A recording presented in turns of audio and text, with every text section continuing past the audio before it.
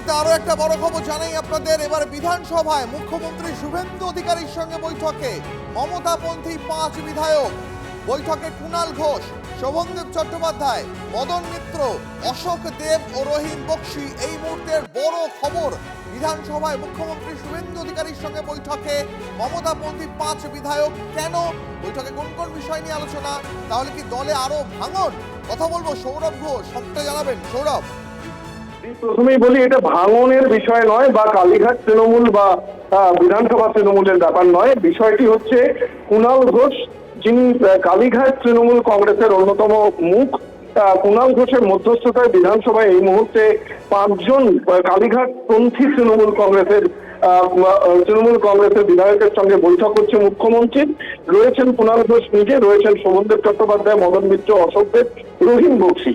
কেন এই বৈঠক? কয়েকদিন আগে স্বপন সমাদ্দারকে যখন গ্রেফতার করা হয়েছিল, কুণাল ঘোষ তিনি বার্তা পাঠিয়েছিলেন মুখ্যমন্ত্রীকে যে এই ধরনের প্রতিহিংসামূলক কার্যকলাপ হচ্ছে। সেই সময় মুখ্যমন্ত্রী শুভেন্দু অধিকারী বলেন যে বিধানসভা খুললে পরে তিনি বিস্তারিতভাবে এই নিয়ে কথা বলবেন। এর ফলেই কিন্তু আজকে এই বৈঠকটা হচ্ছে। এরই মধ্যে মমতা বন্দ্যোপাধ্যায়ের তার পুরনো পিএসওদের তুলে নেওয়া হয়েছে। এই ইস্যুটি ইনক্লুড করা হয়েছে।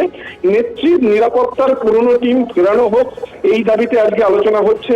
জেলায় জেলায় তৃণমূল নেতাকর্মীদের উপর হামলা ও নানা মামলায় হয়রানি, এই বিষয়টাকে নিয়ে আলোচনা হচ্ছে।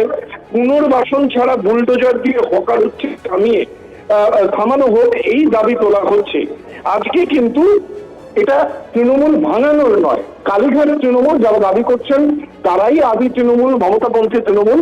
তারা বিভিন্ন ইস্যুতে আজকে মুখ্যমন্ত্রীর সঙ্গে বৈঠক করছেন, যেখানে অন্যান্য ইস্যুর পাশাপাশি মুখ্যমন্ত্রীর পুরনো নিরাপত্তা ফিরিয়ে দেওয়া, প্রাক্তন মুখ্যমন্ত্রীর পুরনো নিরাপত্তা ফিরিয়ে দেওয়া হোক, এই মর্মে তারা বর্তমান মুখ্যমন্ত্রীর কাছে তারা তাদের দাবি পেশ করছেন।